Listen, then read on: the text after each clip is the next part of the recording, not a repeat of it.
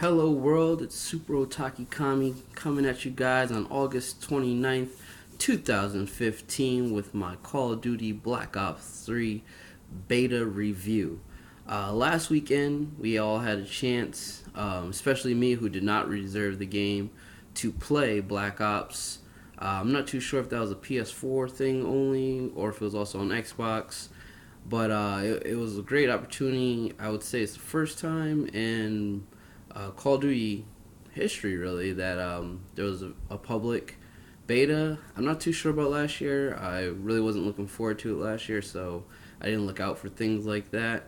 But this year, I actually was pretty interested in Black Ops 3, and when I got the chance to play the beta, I jumped on it, and let me dig into the game.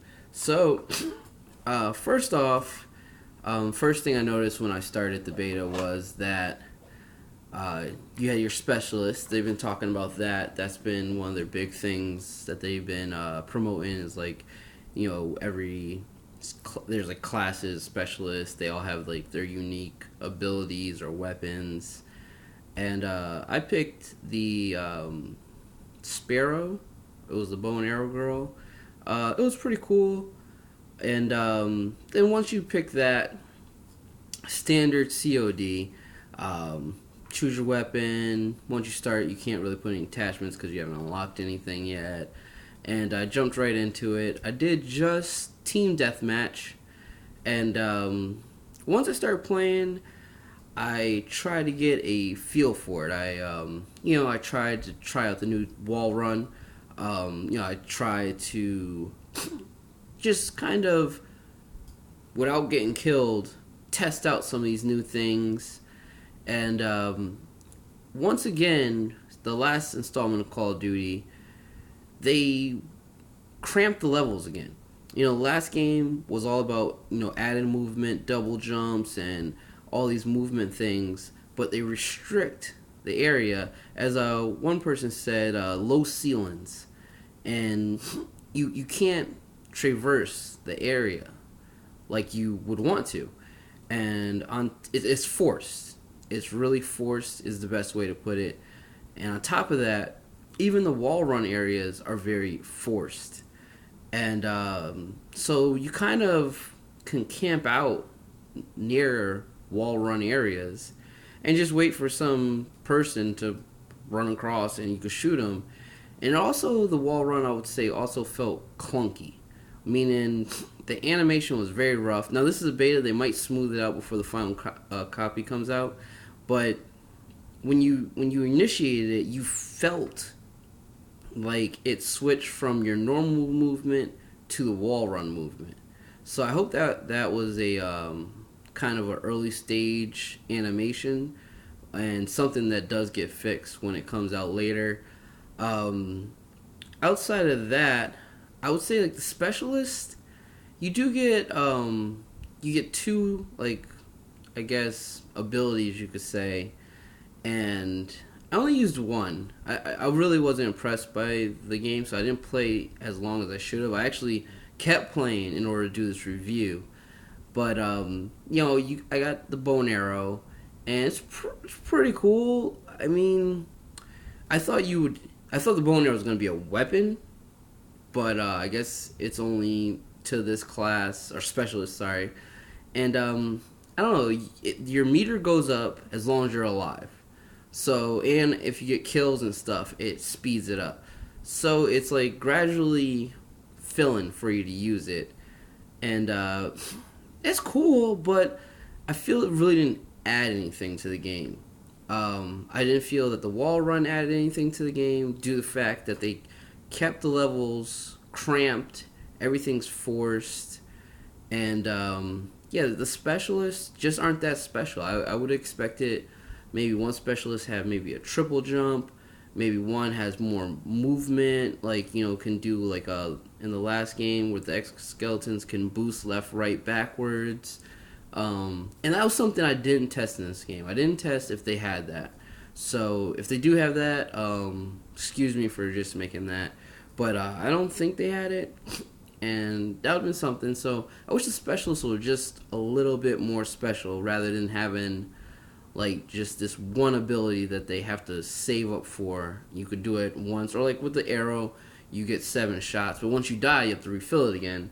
So it's not like it's you get it until you run out of ammo. So basically, specialists aren't so special, but there were a few good things that I did like about the beta. One was the water combat. I really liked how they finally added you can not just get in the water and splash around to get across or something, but actually you can go under, swim, and shoot. That was pretty cool, and I did like how you had the one level where you can get into like the little house pond and then go into the house up through the fountain. That was pretty cool. And then another thing I actually did on accident was I was hopping over a wall and someone was in front of me, and just in reaction I pulled the trigger and I actually shot. I found that really cool because you do hop over walls with your gun still in hip fire, and the fact that you could still pull the trigger and I got the kill was really good. I really thought that was good. But all in all, as I played, I quickly saw that most new features really aren't that necessary. It started to feel just like classic Call of Duty. So for them to keep going forward, I just feel the game still feels old. Still feels like I'm playing Call of Duty 4 almost. The kill streaks really don't have didn't seem like they had that much of a impact. But overall, on the beta, I am not looking forward to the game now. I actually think that this beta might have discouraged more people to purchase the game. I know I'm one of them. I was on the fence of buying it, and now I know I'm totally not going to get it at any time before the next one comes out, because there's going to be another one next year. So I don't see me getting it at all. And I also tried out Titanfall to compare the wall running and the new movement features compared to Titanfall, and there's no comparison. Titanfall blows it out the water.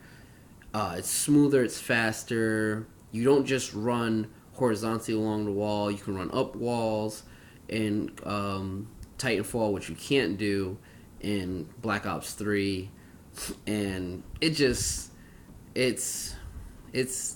say it's the Call of Duty everybody's been waiting for. I could easily say it's not the Call of Duty that I'm waiting for, not the Call of Duty I'm waiting for. So this will wrap up my Black Ops review. I'm not going to give it a number because it's just a beta. They can still fix some things, so I'm not going to really give it a 1 through 10 scale. I'm just going to say not looking forward to it, cramped levels, and I would not recommend this game going further to anybody. And Super Otaku Kami here, playing Street Fighter 5 this weekend. We'll have a review next week, so look forward to that. And thanks for listening. Sorry that this was a little lengthy, but I hope you enjoyed. Alright, peace.